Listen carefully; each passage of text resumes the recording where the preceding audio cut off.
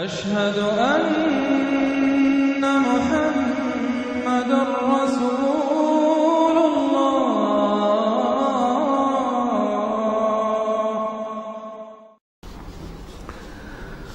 سورۃ الجن یہ ہے اب وہ سورت کے جو اس میں کسی جوڑے وغیرہ کا معاملہ نہیں ہے، منفرد ہے، اکیلی سورت ہے، اور یہ واحد سورت ہے کہ جس میں اتنی تفصیل کے ساتھ جنات کا معاملہ آیا ہے۔ ایک سورت ہم پڑھ چکے ہیں کہ جس میں مسلسل خطاب ہے، یا معاشر الجن والانس فبأي آلاء ربكما تكذبان، 31 مرتبہ تو یہی آیت آئی ہے۔ یا یہ صورت ہے کہ جس میں ایکسکلوسیو جو ہے ان کا معاملہ آ رہا ہے۔ یہ بھی ہو سکتا ہے کہ یہ کوئی اور واقعہ ہو، اور یہ بھی ہو سکتا ہے یہ وہی واقعہ جو سورہ احقاف کا ہے، وہ تو جا کر انہوں نے جو کچھ کیا اللہ تعالیٰ نے وہ خبر ہمیں دے دی۔ اب یہاں پر حضور کو بھی وحی کے ذریعے سے مطلع فرمایا اور مزید تفاصیل آ گئی۔ یہ بھی ہو سکتا ہے یہ اور جنات ہو۔ بسم اللہ الرحمن الرحیم قل اوحی الی انہ استمع نفر من الجن، کہہ دیجئے نبی کہ میری جانب وحی کی گئی ہے کہ جنوں کی ایک جماعت نے سنا۔ کس کو سنا؟ قرآن کو سنا۔ فقالوا انا سمعنا قرآنا عجبا، انہوں نے کہا ہم نے سنا ہے ایک بہت ہی دل کو لبھانے والا قرآن، یہدی الی الرشد، جو نیکی اور رشد اور ہدایت کی طرف رہنمائی کر رہا ہے۔ فآمنا بہ، تو ہم تو ایمان لے آئے۔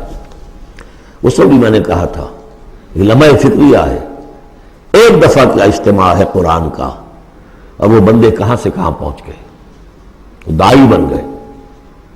ہمارا کیا حال ہے؟ ہم نے اس معنی میں قرآن کبھی پڑھا ہی نہیں، سنا ہی نہیں۔ سنتے ہیں تو خیبر میل کی سپیڈ سے جو پڑھ رہا ہوتا قاری، 5 دن میں پورا قرآن، 6 دن میں پورا قرآن، اور اشتہار دیے جا رہے ہیں۔ یہ ہے ہمارا ریچول۔ یہاں تو 20 منٹ میں ہو جاتی ہے، یہاں 30 منٹ، یہاں چلو وہاں اور سے بھی کم میں ہو جاتی ہے، وہاں چلو۔ قرآن کا نتیجہ تو یہ نکلنا چاہیے وہ آپ کو پوزیس کر لے، جانے نہ دے۔ اِنَّا سَمِعْنَا قُرْآنًا عَجَبًا يَهْدِي إِلَى الرُّشْدِ فَآمَنَّا بِهِ وَلَن نُّشْرِكَ بِرَبِّنَا أَحَدًا، اب ہم کبھی بھی اپنے رب کے ساتھ کسی کو شریک نہیں ٹھہرائیں گے۔ وَإِنَّهُ تَعَالَىٰ جَدُّ رَبِّنَا، اور یقیناً ہمارے رب کی عزت شان بہت بلند ہے۔ مَا اتَّخَذَ صَاحِبَةً وَلَا وَلَدًا، اس نے نہیں اختیار کی نہ کوئی بیوی اور جوڑو نہ کوئی اولاد۔ وَأَنَّهُ كَانَ يَقُولُ سَفِيهُنَا عَلَى اللَّهِ شَطَطًا، اور یقیناً ہمارا جو بے وقوف ہے بڑا، مراد یہاں پہ ہے وہی عزازیل، ابلیس، لعین، وہ چونکہ ہمارا ذرا بڑا بدگر ہے، تو وہ جو کچھ کہتا رہا ہے اللہ کے بارے میں، وہ باتیں جو ہیں وہ بہت ہی غلط تھیں، شطط، خلاف حقیقت۔ وَأَنَّا ظَنَنَّا أَن لَّن تَقُولَ الْإِنسُ وَالْجِنُّ عَلَى اللَّهِ كَذِبًا، ہم تو اس گمان میں رہے، خوش گمانی میں، کہ جن اور انسان اللہ تعالیٰ کے اوپر جھوٹ نہیں باندھیں گے، لیکن وہ بدماش تو جھوٹ باندھتا رہا۔ ہم نے اپنی شرافت میں اس کی بات کو مان لیا۔ وَأَنَّهُ كَانَ رِجَالٌ مِّنَ الْإِنسِ يَعُوذُونَ بِرِجَالٍ مِّنَ الْجِنِّ فَزَادُوهُمْ رَهَقًا، اور یہ کہ جو انسانوں میں سے مرد ہیں وہ جنات کے مردوں میں کی حفاظت پکڑتے ہیں۔ یہ ہوتا تھا ان کا طریقہ، وہ سمجھتے تھے کہ بیابان میں جو ہے جنات رہتے ہیں اور وہ ان کے جو ہیں سردار بھی ہیں، تو اب راستے نے پڑاؤ ڈالا ہے جنگل میں، تو سب سے پہلے کہتے تھے کہ ہم اس جنگل کے، اس بیابان کے جنات کی ہم پناہ میں آتے ہیں۔ اب وہ سنتے ہوں گے یہ بے وقوف، یہ آدم کی اولاد، ہمارے تو جد امجد کو نکال دیا گیا جنت سے اس لیے کہ اس کو سجدہ نہیں کیا، یہ ہمیں معبود بنائے بیٹھے ہیں، ہماری پناہ طلب کر رہے ہیں۔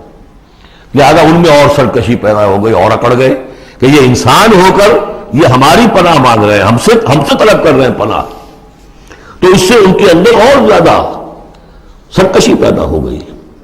وَأَنَّهُ كَانَ رِجَالٌ مِّنَ الْإِنسِ يَعُوذُونَ بِرِجَالٍ مِّنَ الْجِنِّ فَزَادُوهُمْ رَهَقًا وَأَنَّهُمْ ظَنُّوا كَمَا ظَنَنتُمْ أَن لَّن يَبْعَثَ اللَّهُ أَحَدًا، اور دیکھو انہوں نے بھی ایسا ہی سمجھا جیسا کہ تم نے سمجھا ہوا ہے کہ اللہ کسی کو نہیں اٹھائے گا۔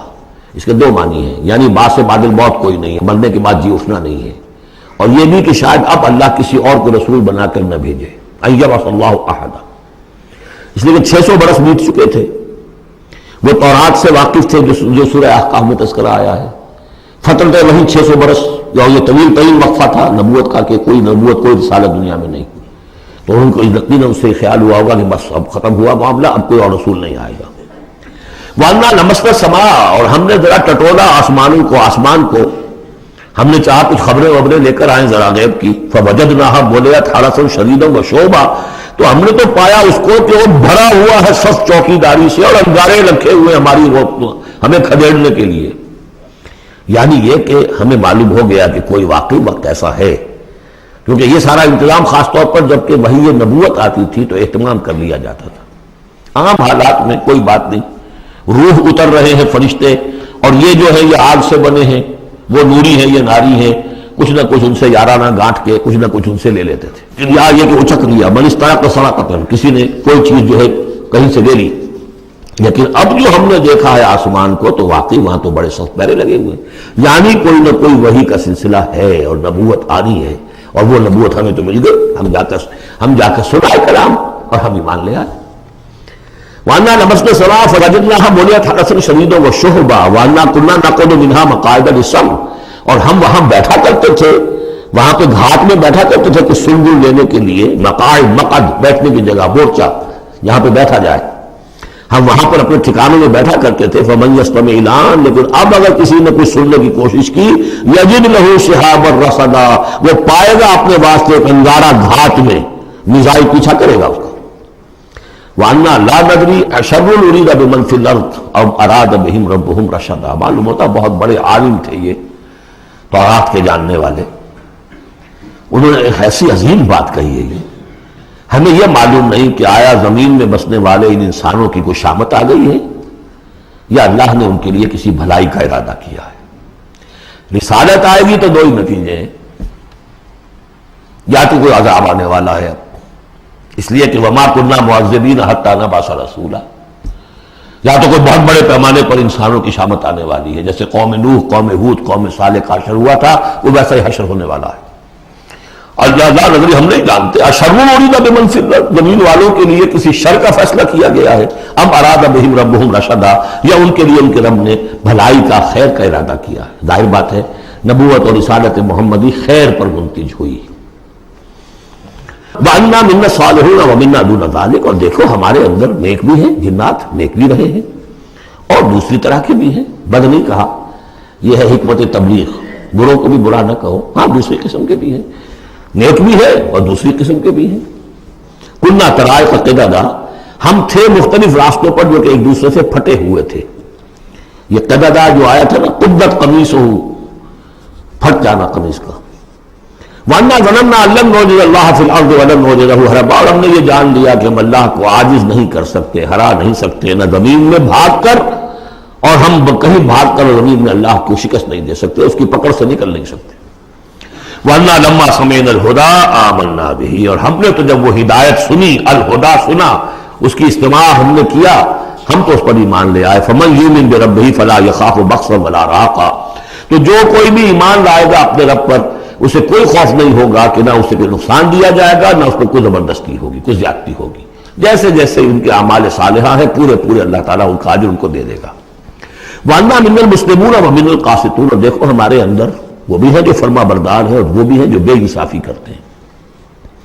یہ قسط کے لفظ کے ساتھ سمجھ لیجئے، جب یہ ثلاثی مجرد میں آتا ہے تو قاسط اس میں فاعل بنا، وہ ناانصاف کے معنی میں ہے. یہ باب افعال کے خواص میں سے ہے، سلب ماخذ اس کو کہتے ہیں. جب باب افعال میں آئے گا تو اس کے معنی ہے عدل و انصاف، اور جب ثلاثی مجرد میں آئے گا تو ناانصافی. قاسطون فمن اسلم فاولئک تحروا رشدا، جو لوگ اسلام لے آئے، اطاعت قبول کر لی، تو انہوں نے تو گویا کہ ڈھونڈ نکالی خیر کی راہ، نیکی کی راہ انہوں نے تلاش کر لی. وَأَمَّا الْقَاسِطُونَ، اور جو بے انصاف فَكَانُوا لِجَهَنَّمَ حَطَبًا، وہ لوگ جو ہے پھر جہنم کا ایندھن بن کر رہیں گے. یہاں تک ان کی تقریر ہے جو انہوں نے تبلیغ کی ہے. اب جو بات آگے آ رہی ہے یہ خود اللہ کی طرف سے کلام ہے.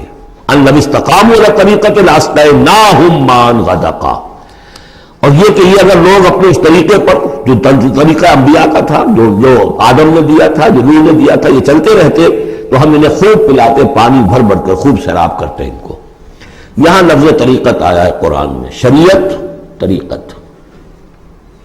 ثم جعلناک علی شریعت من الامر، شریعت اور یہ طریقت دونوں کا مفہوم ایک ہے، طریقہ اور شریعت. لیکن یہ کہ اس کا استعمال ہو رہا ہے کہ شریعت سے مراد لی جاتی ہے جو دین کی کا قانون ہے، اس کے ظاہری پہلو، قانونی پہلو.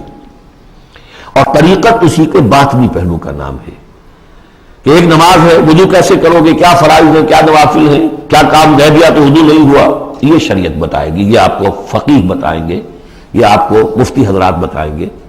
لیکن نماز کی اصل روح تو ہے خشوع اور خضوع، حضور قلب، یہ پھر طریقت کی طرف منتقل کر دیا گیا، بدقسمتی سے پھر ان کو پھاڑ دیا گیا، وہ علیحدہ علیحدہ ہو گئے۔ یہ سب چیزیں یکجا ہونی چاہیے تھی۔ اور جو ہمارے اولین صوفیاء ہیں وہ بہت بڑے عالم بھی تھے، ایسے نہیں تھے کہ صرف صوفی تھے، وہ بہت بڑے مفتی بھی ہوتے تھے، بلکہ اولین کیا اس دور میں بھی جو میں نے آپ کو بتایا تھا کہ قاضی صلاح اللہ پانی پتی رحمۃ اللہ علیہ وہ مفتی بھی ہیں، مفسر بھی ہیں، محدث بھی ہیں، اور بہت بڑے مرشد بھی ہیں، میرزا مذہب جانے جانا شہید کے خلیفہ ہیں۔ اور یہ سب شیخ احمد سرہندی رحمۃ اللہ علیہ کا جو سلسلہ ہے، سلسلہ مجددیہ نقشبندیہ، اس کے بزرگ ہیں، تو وہ ہے وہ جامع صفات لوگ۔ لنفتنہم فیہ، اور یہ بھی جو ہم کو باری پلاتے اور سیراب کرتے، یہ بھی اس لیے تاکہ ان کو اور جانچے اور پرکھے اور امتحان لیں۔ ایک امتحان غربت میں ہے، ایک امتحان تمنگری میں ہے، ایک امتحان فاقے میں ہو رہا ہے، ایک امتحان ہو رہا ہے کہ کثرت سے نے دے رکھا ہے۔ ومن یورد عن ذکر ربہ، اور جو کوئی بھی اعراض کرے گا اپنے رب کے ذکر سے، یسلکہ عذابا صعدا، تو وہ چلے گا، وہ ڈال دے گا اس کو چڑھتے عذاب میں، اللہ تعالیٰ ایسے عذاب میں صعدا جس کی شدت بڑھتی چلی جائے گی۔ وَأَنَّ الْمَسَاجِدَ لِلَّهِ فَلَا تَدْعُوا مَعَ اللَّهِ أَحَدًا، اور دیکھو مسجدیں اللہ کے لیے ہیں۔ مسجد سے مراد مسجد سجدے کی جگہ بھی ہے، اور مسجد سے مراد سجدے کے یہ اعضاء بھی ہیں، یہ پیشانی اور یہ ناک اور یہ ہاتھ اور یہ پاؤں، ایڑیاں، وہ پنجے، یہ سارے جو ہیں یہ سجدے کے جو جسم کے حصے ہیں۔ یہ مسجدیں بھی اور سجدے کی جگہ بھی للہ ہے، سب اللہ کی ملکیت ہے۔ فَلَا تَدْعُوا مَعَ اللَّهِ أَحَدًا، اللہ کے ساتھ کسی اور الہ کو مت پکارو۔ وَأَنَّهُ لَمَّا قَامَ عَبْدُ اللَّهِ يَدْعُوهُ كَانُوا يَكُونُونَ عَلَيْهِ لِبَدًا، اور یہ اب یہاں پھر قول آ گیا ہے انہی کا جنات کا کہ جب وہ عبداللہ کو ہم نے دیکھا وہ کھڑا تھا، وہ قرآن پڑھ رہا تھا، وہ نماز پڑھا رہا تھا، لما قام عبداللہ یدعوہ، اسے پکار رہا تھا اللہ کو، اللہ کا بندہ، کانوا یکونون علیہ لبدا، وہ تو ایسے ہو رہے تھے سننے والے گویا کہ اس کے اوپر ٹھٹ کے ٹھٹ جمع ہو جائیں گے وہاں پر، لیکن یہ کہ وہ ایمان نہیں لا رہے تھے۔ قل انما ادعو ربی، کہہ دیجئے اے نبی صلی اللہ علیہ وسلم، دیکھو میں پکارتا ہوں اپنے رب کو، ولا اشرک بہ احدا، اس کے سوا میں کسی اور کو شریک کرنے کے لیے تیار نہیں۔ قل انی لا املک لکم ضرا ولا رشدا، کہہ دیجئے مجھے کوئی اختیار حاصل نہیں ہے تمہارے لیے، نہ کسی نقصان کا اور نہ کسی راہ پر لانے کا، میں تمہیں ہدایت نہیں دے سکتا۔ وہ آیت یاد کر لیجئے، انک لا تہدی من احببت ولکن اللہ یہدی من یشاء، اے نبی آپ ہدایت نہیں دے سکتے جسے بھی چاہیں، وہ تو اللہ ہی ہدایت دیتا ہے جس کو چاہتا ہے۔ قل انی لن یجیرنی من اللہ احد ولن اجد من دونہ ملتحدا، کہہ دیجئے میں ہرگز نہ پاؤں گا کہ مجھے اللہ کے سوا کوئی پناہ دے سکے، یجیرنی من اللہ احد، اللہ کی پکڑ سے بچانے کے لیے مجھے کوئی پناہ دے سکے میں نہیں پاؤں گا، ولن اجد من دونہ ملتحدا، اور اللہ کے سوا میں کہیں جو ہے کوئی اپنا سر چھپانے کی جگہ نہیں پاؤں گا، الا بلاغا من اللہ ورسالاتہ، الا یہ کہ میں اس کی طرف سے پیغامات اور اس کی طرف سے تبلیغ کا فریضہ سر انجام دوں۔ اگر میں نے یہ کام نہیں کیا تو میں پکڑا جاؤں گا۔ فَلَنَسْأَلَنَّ الَّذِينَ أُرْسِلَ إِلَيْهِمْ وَلَنَسْأَلَنَّ الْمُرْسَلِينَ، ہم تو پوچھ کر رہیں گے ان سے بھی جن کی طرف رسولوں کو بھیجا، اور پوچھ کر رہیں گے رسولوں سے بھی۔ وَمَنْ يَعْصِ اللَّهَ وَرَسُولَهُ، جو کوئی بھی اللہ اور اس کے رسول کی نافرمانی کرے گا، فَإِنَّ لَهُ نَارَ جَهَنَّمَ خَالِدِينَ فِيهَا أَبَدًا، تو اس کے لیے تو پھر جہنم کی آگ ہے جس میں وہ ہمیشہ ہمیشہ رہے گا۔ حَتَّى إِذَا رَأَوْا مَا يُوعَدُونَ، یہاں تک کہ جب وہ دیکھیں گے جس چیز کی انہیں دھمکی دی جا رہی ہے، فَسَيَعْلَمُونَ مَنْ أَضْعَفُ نَاصِرًا وَأَقَلُّ عَدَدًا، اس وقت انہیں معلوم ہو جائے گا کون کمزور ہے مددگاروں کے اعتبار سے اور کون اقلیت میں ہے تعداد کے اعتبار سے۔ وہ تانے دیتے تھے نا کہ دیکھو محمد تمہارے پاس تو بیٹھے بھی ہوتے ہیں تو ہمارے کمی کاری بڑے لوور طبقات کے لوگ، اور وہ بھی چند ہوتے ہیں، دیکھو جا کے ابو جہل کی محفل بھری ہوئی ہے، بڑے بڑے لوگ بیٹھے ہوئے وہاں پر۔ اس وقت معلوم ہو جائے گا من اضعف ناصرا واقل عددا۔ یہ سورہ مریم میں بہت تفصیل سے یہ مضمون آیا ہے۔ قل ان ادری اقریب ما توعدون ام یجعل له ربی امدا، کہہ دیجئے نبی مجھے یہ معلوم نہیں ہے آیا جس چیز کا تم سے وعدہ کیا جا رہا ہے، جس چیز کی دھمکی دی جا رہی ہے، وعدہ اور وعید بنیاد ایک ہی ہے، اصل میں اصل الفاظ ایک ہی ہے، وعید دھمکی، وعدہ لیکن حروف اصلی وہی ہے. آیا وہ قریب آ چکی ہے اسے، یا ام یجعل لہ ربی امدا، یا یہ کہ میرا رب اس کے لیے ابھی کچھ مہلت دے، کوئی تمہاری رسی دراز کرے، یہ میں نہیں جانتا. یہ سورہ انبیاء کے آخر میں بھی آیا تھا، بڑی ندری قریب بعید ما توعدون، کہہ دیجئے نبی میں نہیں جانتا کہ جس چیز کا تم سے وعدہ کیا جا رہا ہے وہ قریب آ چکی ہے یا بھی دور ہے. عالم الغیب، وہی ہے غیب کا جاننے والا. فلا یظہر علی غیبہ احدا، وہ اپنے غیب پر کسی کو مطلع نہیں کرتا، الا من ارتضی من رسول، سوائے جس کو وہ چاہے اپنے رسولوں میں سے. یہ بہت اہم قانون ہے قرآن کا، اور اس میں سارا مسئلہ علم غیب کا حل ہوتا ہے. ایک بات تو یہ کہ ہمارے جو بھی بریلوی بھائی ہیں وہ بھی مانتے ہیں، 4 باتیں وہ مانتے ہیں. 3 میں نے ایک مرتبہ تحقیق کی تھی بڑی مفصل، جا کر بعد لوگوں سے ملاقات کی، ابھی میں طالب علم تھا. کہا دیکھیے ہم ثابت مانتے ہیں اس بات کو، نبی کا علم ذاتی نہیں عطائی ہے، اللہ نے جو دیا وہی ہے. نبی کا علم قدیم نہیں، حادث ہے، پہلے نہیں تھا پھر ہو گیا، اللہ نے دے دیا تو ہو گیا. اور نبی کا علم غیر محدود نہیں، محدود ہے. میں نے کہا یہ 3 باتیں جو شخص مان لے، میرا اس سے اب کوئی جھگڑا نہیں رہا. لیکن ہمارے ہاں کچھ لوگوں نے ایک ڈیفینیشن کر لی علم غیب کی. علم غیب وہ ہے جو بغیر کسی کے بتائے خود حاصل ہو جائے. اس اعتبار سے تو میرے پاس بھی علم غیب ہے نہیں، یعنی کسی کے پاس کوئی علم ہے ہی نہیں. ہمیں دیا اساتذہ نے دیا، حضور کو دیا اللہ نے دیا، جبریل کو دیا اللہ نے دیا. اس معنی میں تو ذاتی علم تو کوئی بھی نہیں مانتا کسی کا. علم تو دینے سے ہوتا ہے. البتہ علم غیب کسے کہتے ہیں؟ وہ چیزیں جو ہماری نگاہوں سے چھپا دی گئی ہیں، وہ عالم غیب ہے. جنت ہے، دوزخ ہے، فرشتے ہیں، یہ سب کیا ہے؟ عالم غیب. تو نبیوں کو تو کچھ نہ کچھ حصہ اس کا دکھایا جاتا ہے تو نبی بنتے ہیں نا، ورنہ میرے اور نبی میں فرق کیا ہوا پھر؟ اگر میرا بھی علم وہی ہوتا ان السمع والبصر والفؤاد، تو میرے علم اور حضور کا بھی علم یہی ہوتا تو فرق کیا ہوا؟ حضور نے تو اس دوسرے علم کے اعتبار سے تو صاف کہہ دیا انتم عالم بامور دنیاکم. لیکن حضور کو معراج میں جنت دکھا دی، دوزخ دکھا دی.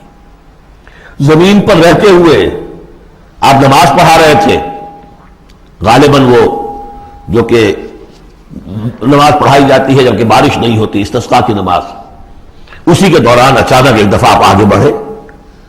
لوگ حیران ہوئے کیا ہوا ہے، ایک دفعہ پیچھے ہٹے. لوگوں نے پوچھا بعد میں کہ حضور یہ نماز کا حصہ تھا، یعنی ہم بھی پھر استدعا کیا کریں اس نماز کے اندر؟ یہ فرمایا نہیں، اصل میں میرے سامنے جنت لے آئی گئی، اب بے اختیار میرا ہاتھ بڑھ گیا کہ میں اس کا پھل توڑ لوں، اور میرے سامنے اس کے بعد دوزخ لے آئی گئی، اور اس کا جو بمکا آیا گرمی کا، اس سے میں بے اختیار پیچھے ہٹا. دنیا میں سیر کرا رہے ہیں. بہرحال یہ غیب ہی میں سے ہے. البتہ کوئی غیب، یہ جو مانے اللہ نبی کے لیے وہ کافر ہے، اور وہ مانتے ہیں، بریلوی بھی مانتے ہیں. کل غیب کا کوئی سوال ہی نہیں. نبی کا علم محدود ہے، نبی کا علم حادث ہے، نبی کا علم عطائی ہے. 3 باتیں مان لیجئے. باقی نبی کا علم کتنا تھا کتنا نہیں تھا، یہ میں کون ہوں ناپنے والا، اور آپ کون ہیں ناپنے والے. دیا اللہ نے جو دیا، بتایا جو بتایا، اللہ اللہ اور خیر صلی اللہ. تو یہ عالم الغیب وہ ہے غیب کا جاننے والا. فلا یظہر علی غیبہ احدا، تو وہ نہیں مطلع کرتا اپنے غیب پر کسی کو. ہاں الا من ارتضی من رسول، سوائے اپنے رسولوں کے. کذالک نری ابراہیم ملکوت السماوات والارض، ہم نہیں پڑھ چکے؟ ابراہیم کو بھی ملکوت دکھائے، حضور کو معراج کی سیر کرائی. الا من ارتضی من رسول فانہ یسلک من بین یدیہ ومن خلفہ رصدا، جس کو رسول بناتا ہے، غیب کی خبریں دیتا ہے، پھر اس کے آگے اور پیچھے وہ اپنے باڈی گارڈ رکھتا ہے، چوکیدار رکھتا ہے. یسلک من بین یدیہ، اس کے سامنے بھی، ومن خلفہ، پیچھے سے بھی چوکیدار، حفاظت کرنے والے. لیعلم ان قد ابلغوا رسالات ربہم، تاکہ یہ بات بالکل واضح ہو جائے کہ انہوں نے واقعتاً اپنے رب کے پیغامات پہنچانے کا حق ادا کر دیا. جیسا کہ حضور نے پوچھ کر جواب لیا تھا، انا نشہد انک قد بلغت الرسالۃ وادیت الامانۃ وکشفت الغمۃ ونصحت الامۃ، ہم گواہ ہیں حضور. واحاط بما لدیہم، اور اللہ تعالیٰ جو کچھ ان کے پاس ہے سامنے سب کا احاطہ کیے ہوئے ہے. واحصا کل شیء عددا، اور ہر شے کی اس کی جو انوینٹری ہے وہ بڑی مکمل ہے، کوئی چیز وہاں سے غائب ہونے والی نہیں ہے. ہر ایک عدد کے ساتھ حساب کتاب کا اس نے رکھا ہوا ہے.